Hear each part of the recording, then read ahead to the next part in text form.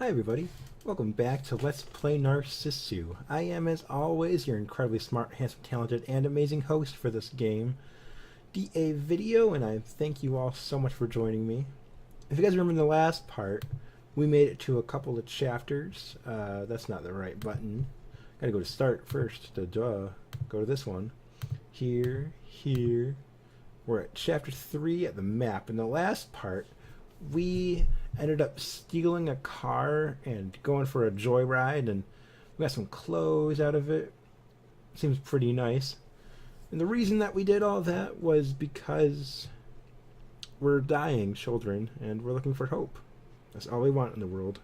So with that, let's get back to it, alright? So guys, from going on forward, I'm going to go for one episode per part. I don't know how long it's going to be, but the last part was like 45 minutes, and that seemed like a really long time for a visual novel. Either way, let's continue now, right? Okay, here we go. My time was at a standstill. I piled useless trivia upon useless trivia, drew information from the TV and the TV alone, and soon nothing was real anymore, fading away into hollow space. But I loved looking at maps. Trains, cars. I loved things that could take me places. I spread out maps on top of my narrow bed, changed routes over and over and over. Sedans, coues, convertibles, rode on so many different kinds of cars. The number one route, continuing on forever.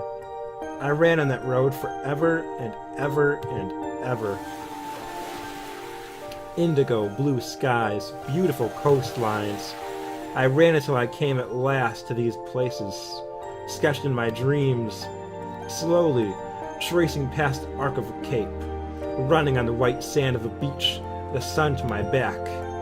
If I but closed my eyes, I could go anywhere, toward landscapes that I had never seen with my own eyes, longing for the soil upon which I could never hope to tread. My useless stockpile of trivia was the only thing that increased. All emptiness, all the colors of yearning.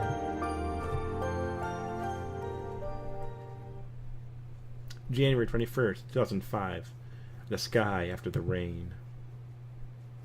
The high-flying clouds, streaming by knife-edge speeds. The unique swishing sound of tire on wet asphalt. And through it all, there we were, driving along as always. No destination, just the desire to keep going no matter what. That could be a metaphor for life, but how can you drive forever? Don't they have any... aren't they like broke? It wasn't as if I was looking to go to Awaji Island at all. We didn't even have the gas money to get there anyway. But I drove straight ahead on unfamiliar roads, even as I thought these thoughts. But where are we? I was forced to wonder. I didn't know my geography very well to begin with, and I was seeing all sorts of places, names I didn't recognize. I'd planned on driving into the ends of the earth, but with the GPS navigation system broken, I had no idea anymore. And before I knew it, I started looking around anxiously at the street signs as I drove. I don't know at all. What? Well, I don't know where we are right now. She'd said something to me, and I'd given her a casual response, because she probably wasn't going to know, even if I asked her. Aruma District. Saitama Prefecture. What? The next right leads to the number 16 route, towards Hachioji. Oh, Japan. You knew of this? ... Did you happen to live around here, or something? No, nothing like that at all. It was a surprise. No. It wasn't just surprising, it was nothing short of a miracle that she knew the roads to this detail. Because no matter how I looked at it, she didn't seem to have driven around all that much herself. And could it be... Do you know the way from here to Awaji Island? I don't understand why you're asking. Well, see, we might be able to get there on normal highways without having to get on the tollways. We might just have enough gas money to get this. Dot dot dot dot dot. Do you want to go there? Well, no, that's not what I meant. Then don't ask me. With those words, she fell silent, and she turned to face the windows with a frosty demeanor as ever. But she wasn't looking at the passing scenery. It felt like she was staring at something in the unreachable distance. Then don't ask me! Just what the hell was that supposed to mean? How would she have replied if I had told her that I was planning on going? We simply continued on, no purpose, no aim. It wasn't as if we had a plan or schedule from the get-go. We just didn't want to die on 7th floor or at our oh-so-fake homes. But I, and maybe I alone, must have wanted something to show us the way, no matter what the way might be.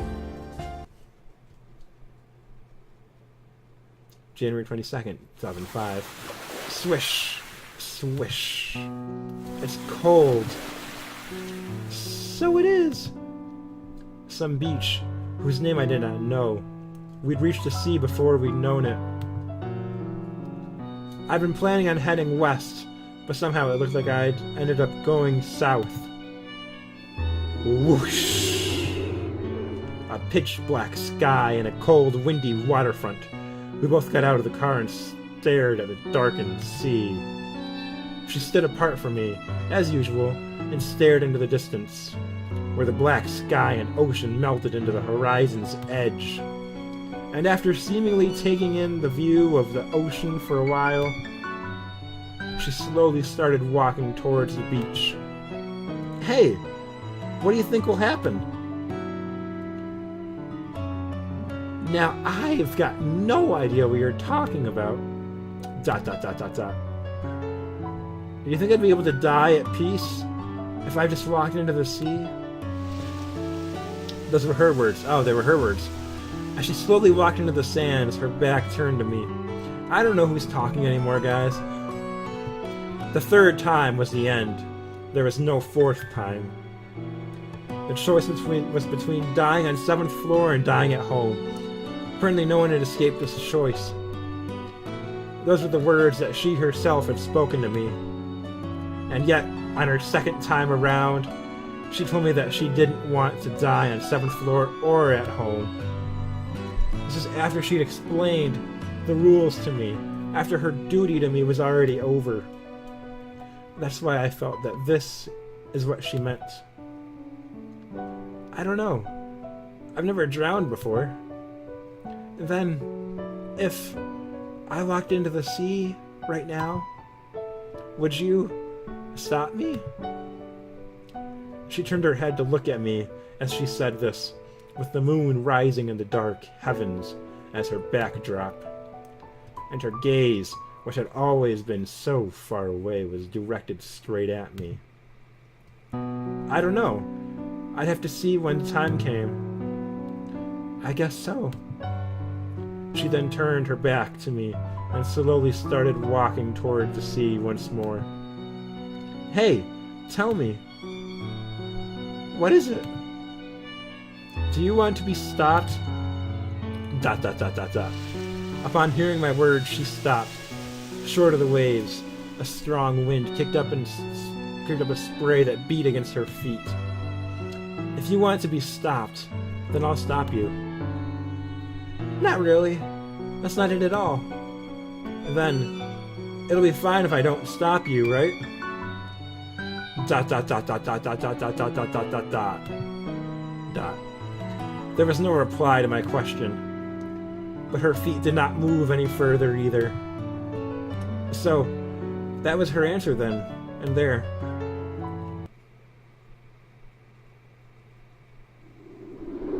The high, high heavens of winter. Blue and clear, almost to the point of morning. Strong north winds beating against the electric wires overhead.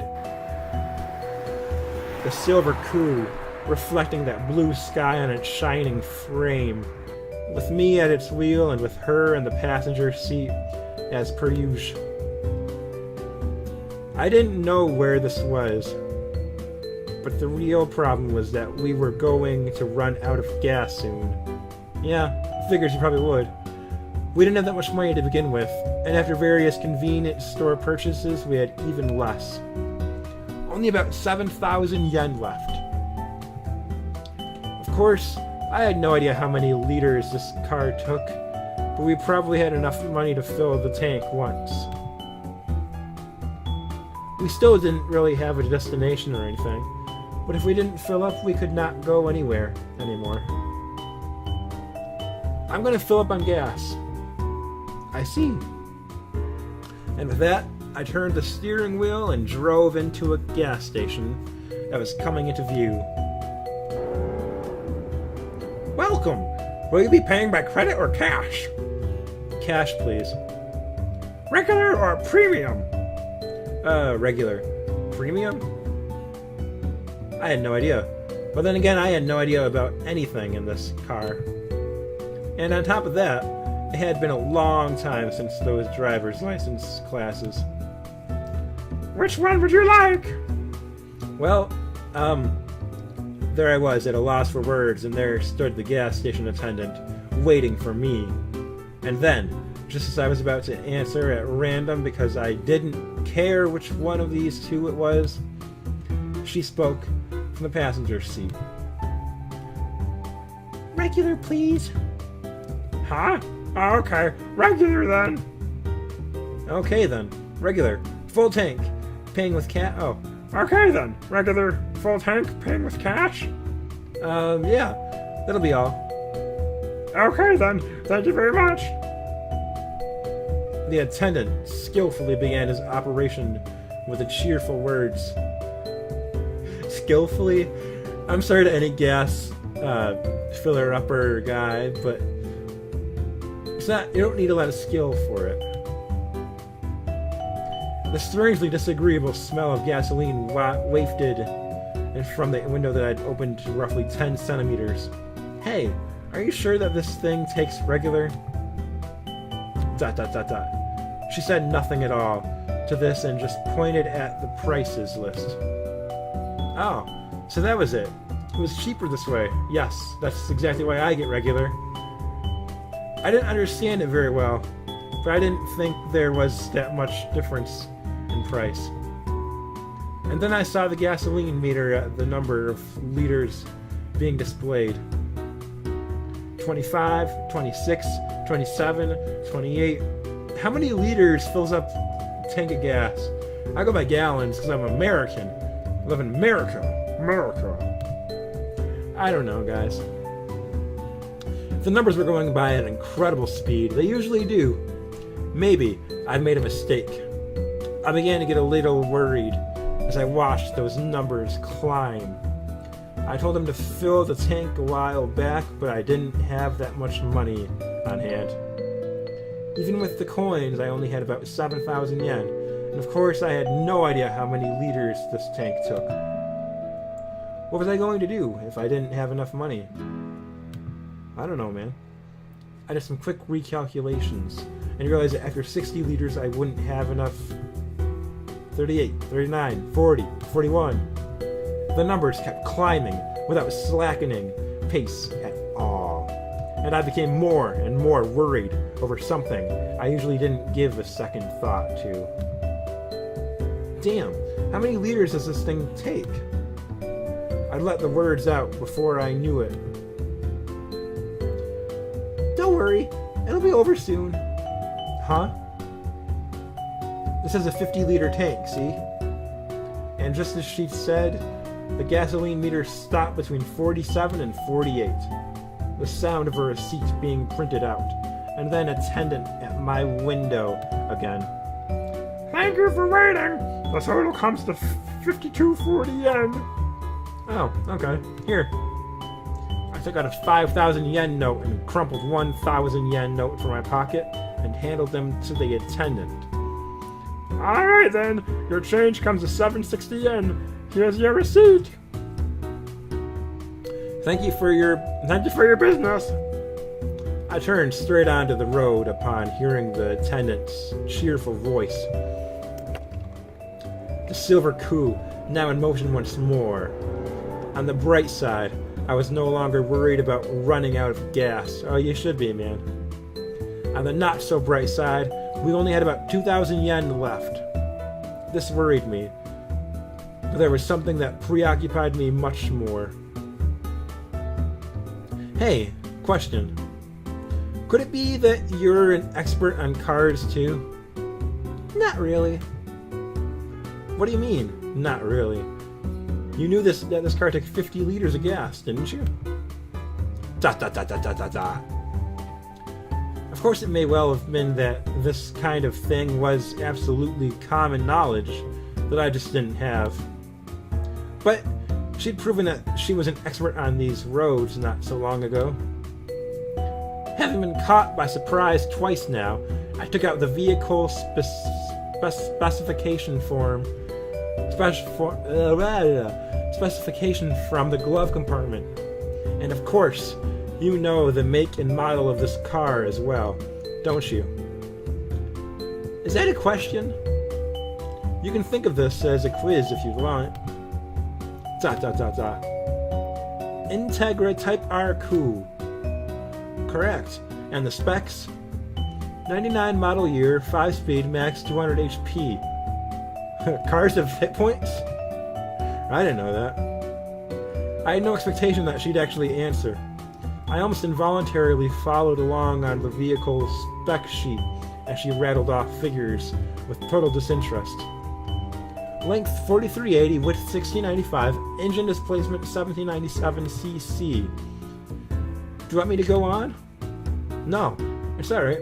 You're correct. I put the vehicle spec sheet back in its place. I couldn't believe my ears, but she nailed every single specification. I didn't think one could just memorize these things, and I couldn't even venture a guess as to why she had. But right before my eyes, she had gotten every single spec correct. And, thinking back to the roads and flowers, I was getting the impression that she knew a lot about a lot. Hey, Miss, why do you know so much about everything? ...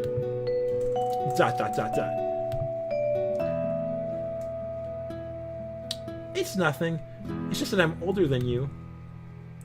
And with that bare response, she went back to her usual silence. With her staring out the window again, I didn't find myself able to throw any more questions at her. Older. It really didn't look that way at all. But this was something she'd said before, too. Her name is Satsumi. Her blood type was O. Those were written on her white ID bracelet. There was very little indication to show me that she was older than me at all.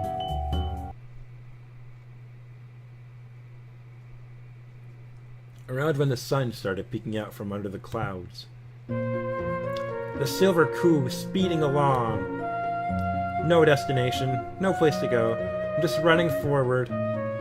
No more worries about gasoline, but no more money either. Only about 2,000 yen left. Only enough for 3 to 4 more days at most of convenience store food. Alright, so now what do you want to do? I have no idea what you mean by that. I mean that we have no more money left. And so? Look, her appearance, as unchanging as ever. And this conversation we were having, while eating rice balls bought at a convenience store not long ago. Finally, the fact that even if we were driving along like this, we were using up gasoline little by little. Maybe it might have been better to just stay still without doing anything at all. But it was impossible for me to stay still without doing anything, without shooting for anything.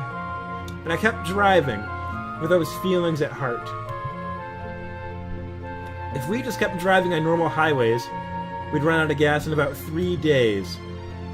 Likewise, we only had enough for 3 to 4 days worth of food with the 2,000 yen we had left. We were obviously going to become too poor to do anything soon. Hey, do you want to try going to this Ouija Island? ... No reply. She just kept staring out the window as per usual. I think I might want to. Why? Well, it wasn't as if we'd escaped from 7th floor without any goal or destination in mind. Because east or west, no matter where, anything was fine with me. But maybe that's why I wanted a goal and a destination. Because anything was fine with me. Around when the daylight had given over to the darkness of night, I had stopped the car in the parking lot of a pachinko parlor. Obviously, I wasn't planning on winning any money, though, through pachinko or slots. I knew that there wasn't much I could do on just 2,000 yen alone. But if I were skillful enough, I just might be able to swipe 10,000 or 20,000 yen. That was my guess, based on the many times I'd been to pachinko parlors in the past. If I only had that much, we'd be okay in the first place, and we might even be able to get to Ouija Island on that amount. And so I told her about the plan that I had just thought of. How about it? Want to try it out? No.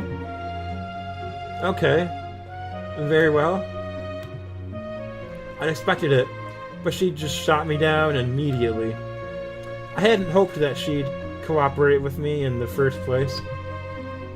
I told her about my plan as a fait accompli, not because I wanted her to aid in it. Alright then, wait here. I got out of the car and strode into the pachinko parlor alone. It was more crowded than I thought. Lots of pachinko balls, lots of people, and more importantly, cash boxes crowded everywhere. As good as a place as any. And thinking this, I headed over to the slots machines. ... I inspected them from the corridor for a while, and after having finished my survey, I focused on one set of machines. Lots of middle-aged salarymen, all right. Up to 4 boxes at their feet and up to 2 on racks above them. And an empty stand separating each of them. From what I'd seen before, these men hadn't come with acquaintances or friends. This satisfied their requirements. Perhaps in a place like this, no one would notice if I swiped one of those cash boxes. And in a store like this, each one probably held 20,000 yen or so. And with just that much, I just kept waiting there for one of those salarymen to go to the bathroom. After a little while, after roughly a half an hour, a salaryman finally stood up from his seat. After I tailed him a bit to make sure he was going to the bathroom, I dashed back to the stand that he'd occupied, and watching the people who were hitting the slots and the attendants, I slowly approached the stand. Then, so as not to raise any suspicion, as if it were the most natural thing in the world, I swiped one of those cash boxes underfoot. Clink, clink, clink. That moment, coins scattered everywhere with a thunderous noise. I'd been meaning to pick it up. No, I really had picked it up, with my very own hands. But they were unable to bear that weight, and the cash box crashed onto the floor. Oh no. He's in trouble. Everyone turned in my direction to see what the commotion was all about. I got the feeling that someone was shouting. I got the feeling that someone was running toward me. But that was all behind me.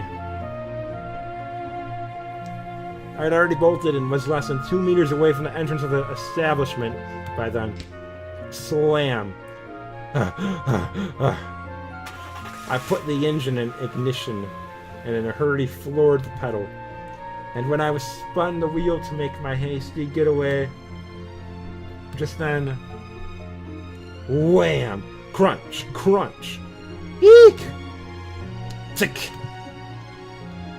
I'd run against a curb or something, so I turned to make my getaway. Thus the horrible crunching sound, but I accelerated onto the road before me without giving it a second thought. Whew! My suddenly constricting out of breath chest and the silver coupe speeding out of the daylight and into darkness. I was concerned about the crash a little while ago, but I had to distance myself from that place now. And soon, after 10 minutes of this, a fair distance away from that pachinko parlor, I stopped at some roadside and started to get out to inspect the damage. Are things okay? Yeah, doesn't look too serious. She sounded slightly worried as she called out to me. I answered her as I inspected the damage. There was just a bump in the rear fender and a small crack in the muffler. Didn't look as if there would be any problem driving like this. Sigh. Whew. I let out a sigh, somewhat relieved. That sucked. I thought back at what had just happened at the pachinko parlor. I'd slipped up there, but had I been a little more skillful, I might have pulled it off. And the reason I wasn't able to hold on to that cash box was because it had been a while since I'd lifted something heavy. If I'd held on to it with all my strength at the outset, I might have been able to make it. So you miscalculated. Huh? The current... You can't do what the former you could have. She spoke as if she'd seen straight through me. Well, that's kind of weight. So it's best not to think of it the same way.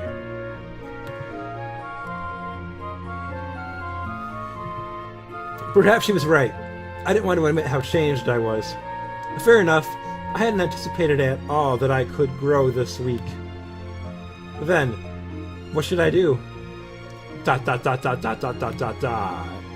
No answer. Eyes turned in silence toward the window to stare into the dark night sky. This is probably the way she was telling me to give up. Never give up. Never, ever, ever give up, man. You're never supposed to give up. Alright, guys. That was chapter 3 called Map. And that chapter involved a whole lot of stealing and reading and almost stealing and jail and fun stuff. It seems like, though, from seriousness, I think they might be losing hope in themselves. We'll see what's going to happen. Alright, guys. Thank you so much for joining me for this part. This is DAVideo, and I am signing on out of here. Goodbye, everybody. I wonder what's on YouTube.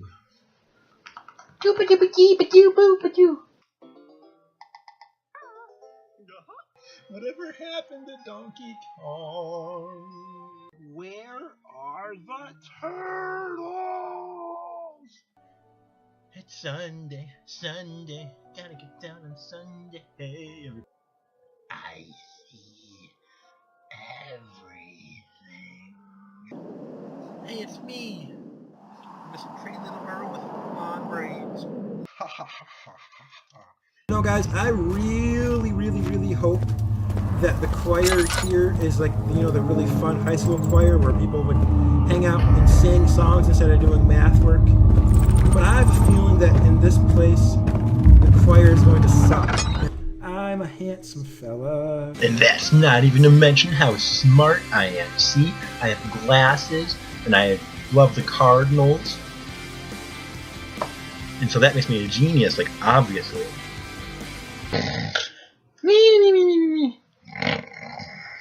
Look out, Christ! You are the best.